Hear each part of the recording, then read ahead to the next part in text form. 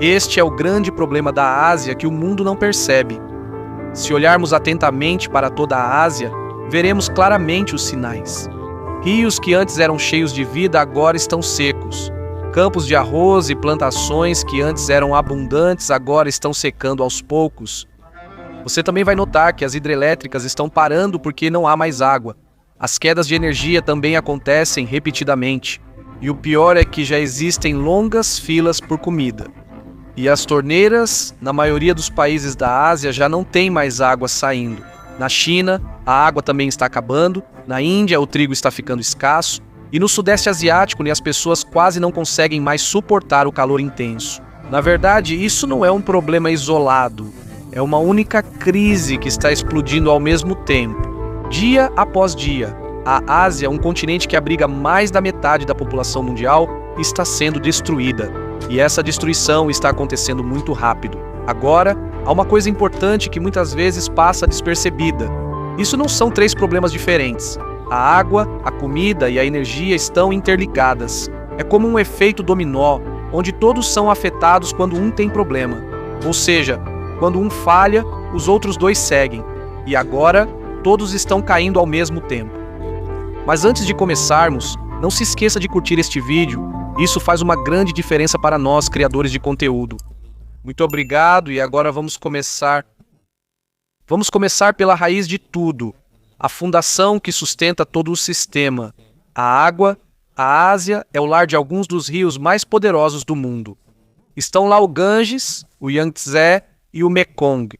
Esses rios formaram as antigas civilizações. Eles deram vida a bilhões de pessoas por milhares de anos, mas agora eles estão morrendo aos poucos. Em 1997, o Rio Amarelo da China, considerado o berço da civilização dos chineses. Mas agora ele está secando.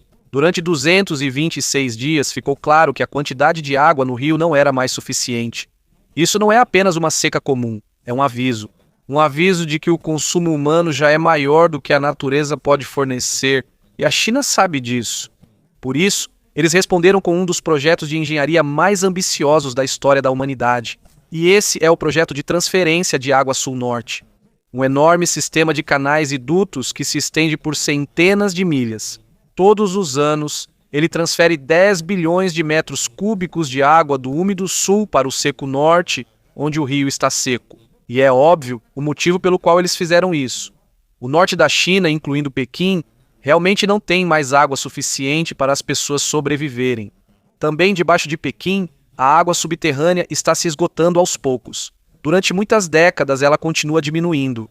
No início dos anos 2000, o nível da água subterrânea sob a cidade estava caindo de 1 a 2 metros por ano. A cidade não teve outra escolha a não ser fechar muitos poços. E o resultado disso é que eles passaram a depender apenas da água trazida de regiões distantes, a centenas de milhas de distância. Pense bem nisso. A capital da segunda maior economia do mundo já não consegue mais suprir suas próprias necessidades de água. E não para por aí. Em várias outras partes da Ásia, a mesma coisa está acontecendo. Na Ásia Central existe o Mar de Aral, que antes era o quarto maior lago interior do mundo. Mas isso foi destruído pelos projetos de irrigação na época da União Soviética. Antes, quase todos os rios daqui foram desviados para o deserto para sustentar o cultivo de algodão no deserto. E por causa disso, em apenas algumas décadas, mais de 90% desapareceu. As cidades de pescadores que antes ficavam na costa agora estão a milhas de distância da água. O que antes era o fundo do mar agora se tornou um deserto tóxico. E agora, a poeira misturada com sal é levada pelo vento e envenena toda a região. Um mar inteiro aqui desapareceu. Isso não é uma história dos tempos antigos. Isso aconteceu durante a vida das pessoas de hoje. E é um vislumbre do que pode acontecer. Aconteceu em outras partes da Ásia se a gestão da água não mudar. E há algo ainda pior que não pode ser visto a olho nu. Debaixo da terra está a água subterrânea, reservatórios de água que se formaram ao longo de milhares de anos. Mas agora ela está sendo extraída muito rapidamente. A Índia, a China, o Paquistão, Bangladesh e o Nepal, juntos, extraem mais da metade de toda a água subterrânea utilizada no mundo. Isso significa que a extração está acontecendo mais rápido do que a capacidade de reposição. E quando a água subterrânea se esgota, ela não volta facilmente. Quando acaba, acabou. E quando a água acabar, a comida será a próxima. Quando a comida faltar, a energia vai cair. E se todos eles falharem ao mesmo tempo, o que vem depois é o caos. Esta é uma crise silenciosa que está destruindo a Ásia aos poucos. Não é uma explosão repentina, mas sim rachaduras lentas até que um dia tudo desmorone. Tudo desmorone. Apesar disso, no Punjab, na Índia, o nível do lençol freático está caindo rapidamente. A cada 10 anos, vários metros desaparecem imediatamente abaixo do solo. Os poços, que antes tinham 20 pés de profundidade, agora precisam ser cavados até 200 pés só para conseguir água suficiente. E mesmo assim, ainda há poços que acabam secando completamente. O mesmo pesadelo está sendo enfrentado pelo Paquistão. A bacia do rio Indo, que sustenta todo o coração agrícola do país, está sendo gradualmente esgotada, retirada da superfície e também sugada do subsolo. E quando os poços secam, não há mais plano B. Mas o problema não é só o uso excessivo. Mesmo nos lugares onde ainda há água, muitas vezes ela já não pode mais ser usada. Na China, algumas décadas de rápida industrialização deixaram um rastro tóxico. De acordo com pesquisas do governo, 70% dos rios e lagos estão poluídos. Mais de 1/5 da água superficial já está extremamente contaminada. Não pode ser bebida e também não pode ser usada na agricultura. Existem rios que estão completamente mortos. Sem peixes, sem vida, só corre veneno. A mesma história acontece na Índia. Todos os 14 principais rios estão fortemente poluídos. Só em Delhi, mais de 800 milhões de litros de esgoto não tratado são despejados todos os dias. Isso não é um erro. 800 milhões de litros por dia, e isso tem um impacto enorme na economia. Na China, a escassez de água nas cidades causa uma perda de aproximadamente 11,2 bilhões de dólares por ano em produção industrial perdida. Quando incluímos os gastos com saúde devido à poluição, esse valor ultrapassa 15 bilhões de dólares por ano. Na Índia, segundo projeções, a demanda por água pode dobrar em relação ao suprimento até 2030. Isso significa que haverá quase 50% de diferença entre o que é necessário e o que realmente existe, e é aí que tudo começa a ficar perigoso. Mas antes de chegarmos à política global, há outra ameaça à água que a maioria das pessoas quase não conhece. O Himalaia é chamado de terceiro polo.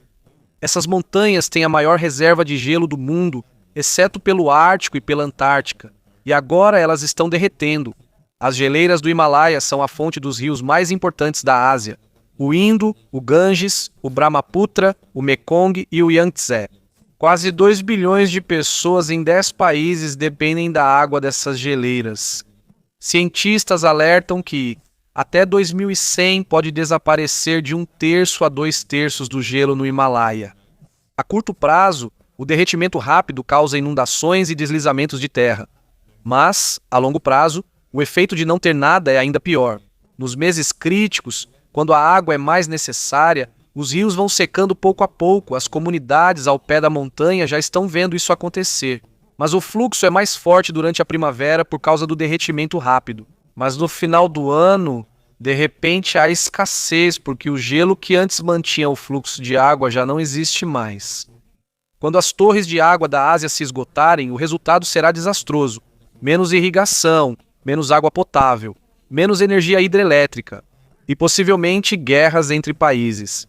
E é aqui que chegamos ao barril de pólvora. Os rios não seguem as fronteiras dos países. O rio Indo flui da Índia para o Paquistão. O rio Ganges vem da Índia e entra em Bangladesh. O rio Brahmaputra começa na China, passa pela Índia e termina em Bangladesh. O rio Mekong vem da China e serpenteia por 5 países no Sudeste Asiático. Quando a água ainda era abundante, os acordos funcionavam, mas agora que está escassa, eles estão começando a se desfazer aos poucos. A Índia e o Paquistão, que são rivais há muito tempo, compartilham o uso do rio Indo sob um tratado que já tem várias décadas.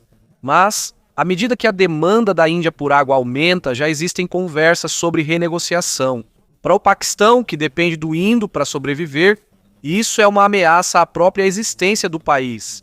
A jusante do Ganges, silenciosamente, o Bangladesh observa enquanto a Índia continua construindo barragens e desviando água rio acima. Na década de 1990, isso quase resultou em uma crise diplomática devido à redução do fluxo de água. No Mekong, as grandes barragens da China rio acima coincidem com secas severas nos países a jusante: Tailândia, Vietnã, Camboja. Todos eles têm a mesma pergunta: Pequim está manipulando o rio? A China responde que não, mas os dados mostram que o que eles dizem é o oposto da realidade. Ainda não houve guerras diretas por água que explodiram, mas a pressão já é muito sentida. À medida que os países veem seus recursos valiosos desaparecendo pouco a pouco, o desespero toma conta. E quando um país já está desesperado, a diplomacia nem sempre é a primeira escolha. Tem mais uma coisa importante sobre a água que todo mundo precisa entender. Não se trata apenas de beber. É sobre a vida de toda a sociedade. Os hospitais precisam de água, as fábricas precisam de água, as usinas de energia precisam de água, mas acima de tudo, as fazendas precisam de água. E é aí que entra a próxima peça do dominó, porque quando a água acaba, a colheita falha. E quando a colheita falha, a sociedade desmorona.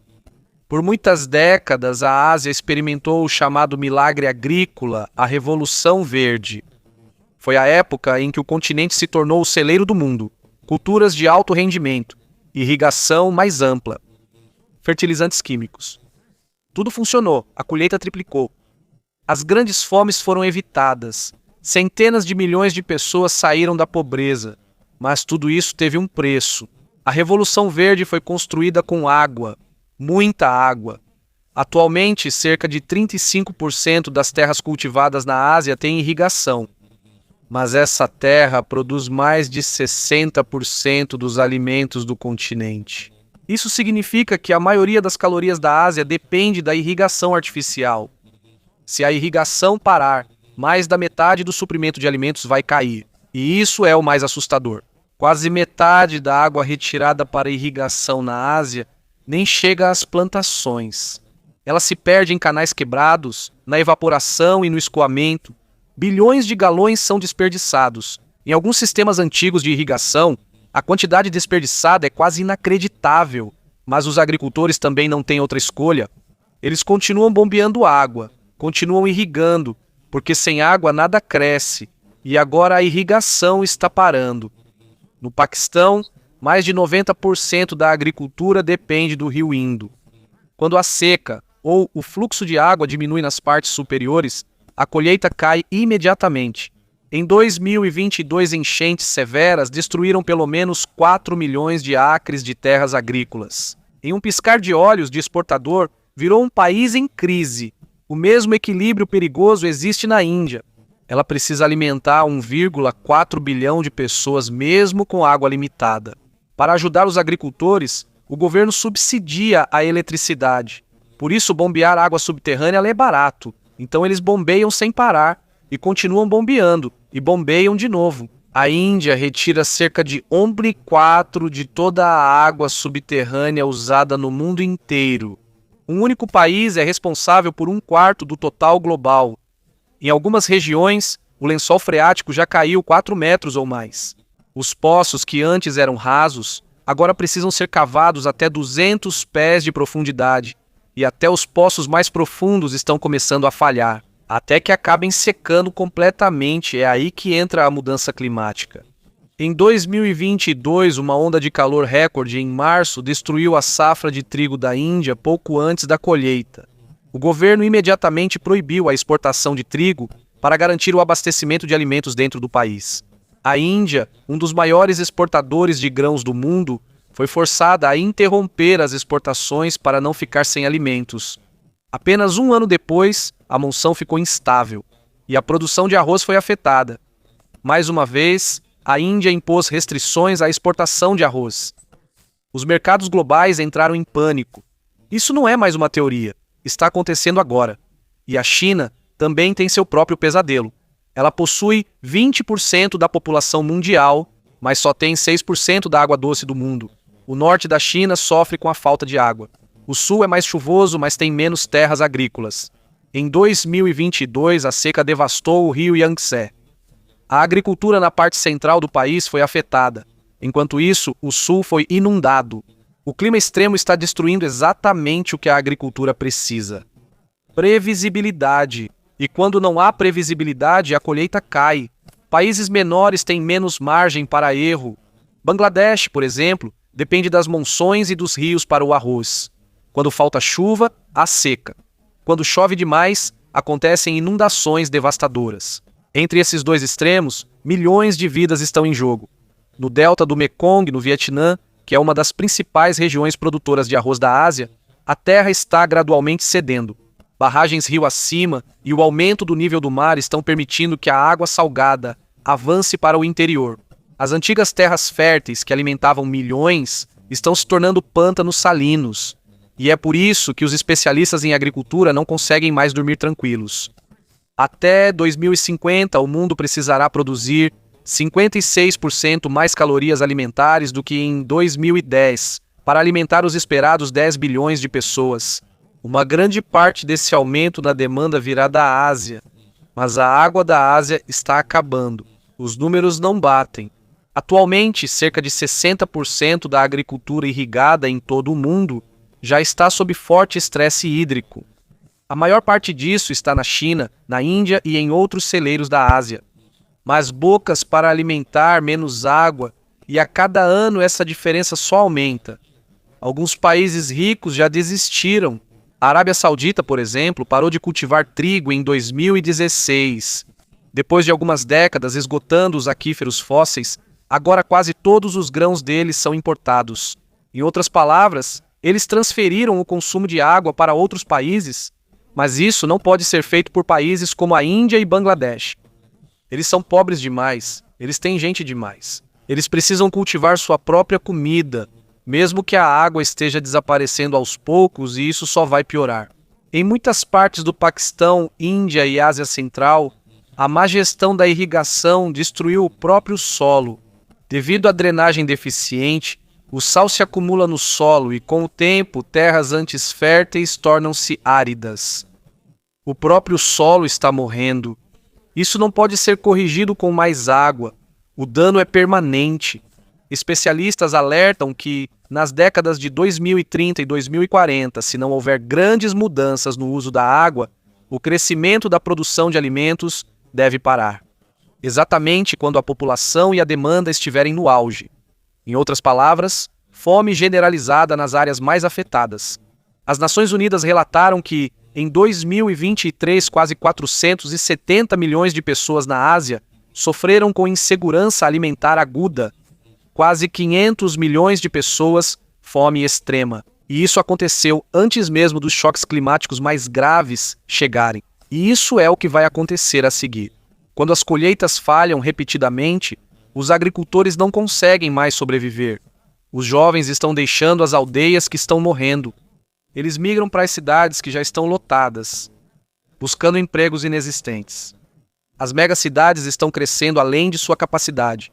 As favelas estão se expandindo, as tensões estão aumentando. E isso não é especulação. A população urbana da Ásia está explodindo. Cidades como Delhi, Karachi e Dhaka, que já têm dezenas de milhões de habitantes, continuam absorvendo ondas de imigrantes vindos do interior. A infraestrutura não consegue acompanhar. Os sistemas de água estão sendo pressionados ao máximo. O saneamento está entrando em colapso. As doenças estão se espalhando. E lembre-se, não são apenas migrantes econômicos, eles são refugiados climáticos, fugindo de terras que já não conseguem mais sustentar a vida. Bangladesh, segundo as projeções, pode gerar dezenas de milhões de refugiados climáticos. Enquanto o nível do mar sobe e a água doce desaparece nas áreas costeiras, e para onde eles vão? A Índia não os quer. Outros também não querem. Em alguns países do Sudeste Asiático e do Sul da Ásia, existe o chamado Youth Bulge. Um número enorme de jovens está entrando no mercado de trabalho, que já está saturado há muito tempo. Quando você mistura isso com a falta de comida e água, está completa a receita para uma explosão de caos. Os jovens desempregados, famintos e sem esperança há muito tempo são o estopim das revoluções na história. Quando as pessoas não conseguem comer, elas se movem. Quando não conseguem se mover, elas lutam. A história já provou isso. Os altos preços dos alimentos e as falhas nas colheitas ajudaram a desencadear a Primavera Árabe no Oriente Médio. Houve tumultos, governos caíram, guerras civis eclodiram. A guerra civil na Síria tem muitas causas. Mas um dos grandes fatores foi a seca severa, de 2007 a 2010, que destruiu as fazendas, forçou famílias a migrarem para as cidades e criou uma pressão social insuportável. Quando o conflito explodiu, a falta de água e comida piorou ainda mais tudo. A Ásia ainda não experimentou um colapso tão amplo até agora. Mas todos os ingredientes já estão lá. Explosão populacional no sul da Ásia e no Oriente Médio, milhões de jovens desempregados, preços dos alimentos em alta, falta de água, governo sob pressão. E há algo que piora ainda mais: a desigualdade. Em cada país da Ásia, os ricos conseguem se proteger da escassez. Mas poços profundos, água engarrafada, comida importada, geradores a diesel quando falta eletricidade. Mas os pobres não. Pequenos agricultores, moradores de favelas, comunidades nômades, eles serão os primeiros a passar fome. Eles serão os primeiros a sentir sede. Quando sobreviver se torna um privilégio apenas dos ricos, é aí que a raiva começa a ferver. E quando um grupo étnico ou religioso tem controle sobre os recursos enquanto os outros não têm, a tensão que já existia de repente explode em violência, basta um choque, uma grande quebra de safra, uma seca severa e o barril de pólvora explode. Mas essa crise tem uma reviravolta ainda mais cruel. Mesmo que você garanta água e comida, ainda há outro pilar que pode desabar: energia. A Ásia gira em torno da energia. Fábricas, cidades, transporte. A vida moderna exige eletricidade contínua e confiável. E o consumo de energia na Ásia já explodiu. Até 2025, espera-se que a Ásia consuma metade de toda a eletricidade produzida no mundo. Metade. Só a China e a Índia já são responsáveis por grande parte do aumento da demanda global de energia. Boom industrial. Classe média em expansão. Megacidades enormes. Tudo isso depende de eletricidade. Quando falta energia, tudo para. Mas a rede de energia é mais frágil do que a maioria das pessoas imagina. Em janeiro de 2023, o Paquistão sofreu um blackout nacional. Mais de 220 milhões de pessoas ficaram sem eletricidade por um dia inteiro. O país inteiro ficou no escuro. Na Ásia Central, algo semelhante aconteceu no início de 2022. Uma falha na rede elétrica deixou Cazaquistão, Quirguistão e Uzbequistão no escuro. Por algumas horas, milhões foram afetados. Os hospitais ficaram em estado de emergência. As indústrias pararam. Isso não foi um acidente, foram alertas. E aqui está a conexão que muitos não percebem. Energia e água estão interligadas. As usinas termoelétricas, a carvão, gás e nucleares precisam de enormes quantidades de água para resfriamento. Sem água, a usina para. Entre 2017 e 2021, muitas usinas de energia na Índia foram obrigadas a fechar, porque faltava água doce para o resfriamento. O resultado foi a perda de 8,2 TW de eletricidade. Isso seria suficiente para abastecer 1,5 milhão de casas por 5 anos. A energia hidrelétrica é ainda mais vulnerável. Quando há seca, o fluxo do rio diminui. Quando o fluxo diminui, a produção de eletricidade cai. É simples assim. Em 2022, a província de Sichuan, na China, que obtém 80% de sua eletricidade de energia hidrelétrica, foi atingida pela onda de calor mais intensa dos últimos 60 anos. A produção de energia hidrelétrica caiu pela metade, fábricas fecharam, as cidades racionaram eletricidade, as pessoas suportaram o calor no escuro e isso tem acontecido com mais frequência. Enquanto isso, o próprio calor também está danificando a rede elétrica. As altas temperaturas reduzem a eficiência das hidrelétricas, das usinas de energia e das linhas de transmissão, exatamente na hora em que a demanda está mais alta por causa do ar-condicionado. Um ciclo vicioso. Quanto mais quente fica o tempo, mais as pessoas precisam de eletricidade. Mas à medida que esquenta, menos a rede consegue fornecer. E enquanto a temperatura global continua subindo, isso só vai piorar. Algumas usinas de energia são desligadas quando a temperatura ambiente excede seu limite suportado. De acordo com estudos, até 2050, as ondas de calor sozinhas podem causar mais de 8 bilhões de dólares em prejuízos anuais para o setor de energia da Ásia. Mais da metade de todas as perdas de energia relacionadas ao clima virão do calor extremo. E isso é só por causa do calor, sem contar ainda a seca, as enchentes e os tufões que destroem as linhas de transmissão e subestações. Agora imagine esse cenário de pesadelo. Atingiu o sul da Ásia. Os rios estão secando. A água subterrânea está acabando. As plantações estão murchando. Depois, por falta de água para resfriamento, as usinas termoelétricas param de funcionar. As hidrelétricas ficam paradas atrás de reservatórios quase vazios. A rede elétrica cai. De repente, não é mais possível bombear água para as cidades. As pessoas ficam horas na fila em alguns poucos pontos públicos de água que ainda funcionam sob o calor intenso da seca, sem ar-condicionado. Os idosos começam a morrer. Os hospitais estão lutando para manter vivos os pacientes em estado crítico usando geradores de emergência que só têm combustível para alguns dias. E quando isso acabar, é aí que começa a verdadeira crise. Você não vai conseguir operar os sistemas de irrigação. Algumas plantações que sobreviveram à seca estão completamente murchando porque os agricultores já não conseguem mais bombear água dos poços. Você não consegue mais processar os alimentos. O armazenamento refrigerado não funciona. Os alimentos frescos estão se estragando. A carne está apodrecendo. As cadeias de suprimentos estão se desintegrando. As cidades estão gradualmente caindo no caos. A comunicação falha quando as torres de celular ficam sem energia. Os semáforos param de funcionar. Começa o saque. Isso não é ficção científica. Partes disso já aconteceram, em menor escala, no Paquistão e em Bangladesh. Os apagões são frequentes durante o pico do verão. No Líbano, o país está preso há muito tempo em uma crise de energia, onde só há eletricidade por algumas horas por dia. A infraestrutura está praticamente se mantendo por um fio. Falta apenas um grande choque, uma seca severa ou uma falha na rede elétrica no momento errado. E todo o sistema pode entrar em colapso.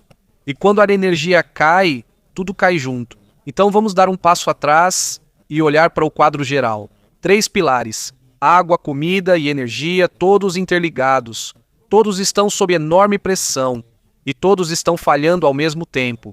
É assim que se parece um colapso sistêmico. Não é repentino, não é dramático, é lento. Falhas repetidas, onde cada fracasso acelera ainda mais o próximo. Seca, a água desaparece. Sem água, sem colheita e sem eletricidade. Sem eletricidade. Sem bombas de água e sem processamento de alimentos. Sem comida. Há tumultos e migração. Migração. As cidades ficam sobrecarregadas. Mais cidades, mais demanda, menos recursos. E o ciclo só acelera. Os ciclos de feedback já começaram. E essa é a realidade geopolítica. Com recursos escassos, a cooperação fica mais difícil. Os países se isolam. As fronteiras ficam mais rígidas. As tensões aumentam. A Índia e o Paquistão têm armas nucleares e uma longa história de conflitos. Eles já passaram por várias guerras. No início dos anos 2000, eles quase entraram em uma guerra nuclear. Agora some a isso a escassez de água. Cada um suspeita que o outro está bloqueando o fluxo do rio. A Índia insinuou que pode reconsiderar o Tratado das Águas do Indo, um acordo que sobreviveu até mesmo a guerras. Para o Paquistão, que depende do Indo para sobreviver, qualquer redução da água vinda de cima é vista como um ato de guerra, uma seca severa, uma barragem provocativa, um erro de cálculo. É só isso que basta. No Mekong, os países rio abaixo acusam a China de controlar o fluxo de água usando barragens rio acima. Quando há seca, o dedo imediatamente aponta para Pequim. A China nega isso, mas a confiança está desaparecendo aos poucos. Vietnã, Tailândia, Camboja, todos eles assistem preocupados enquanto mais barragens são construídas. A China está construindo essas, enfraquecendo ainda mais o fluxo dos rios deles. Mesmo entre Índia e Bangladesh, que normalmente se dão bem, há uma tensão crescente no rio Ganges. Na década de 1990, o fluxo de água diminuiu muito por causa da barragem a montante da Índia e Bangladesh quase rompeu as relações diplomáticas. Um tratado foi assinado, mas o medo permanece quanto a futuras retiradas de água. Populações com poucos recursos feridas históricas e o suprimento de água cada vez menor entre os países. Dentro dos países, as rachaduras estão se espalhando. As regiões ricas estão acumulando, os pobres estão sofrendo. As tensões étnicas e religiosas aumentam ainda mais quando um grupo controla a água ou a comida. Na Índia, os conflitos entre estados sobre a distribuição dos rios já causaram protestos e tumultos. No Irã, os agricultores foram às ruas. Devido à má gestão da água, quando as pessoas ficam desesperadas, quando estão com sede, fome e sem poder, elas se tornam imprevisíveis. E populações imprevisíveis deixam os governos nervosos.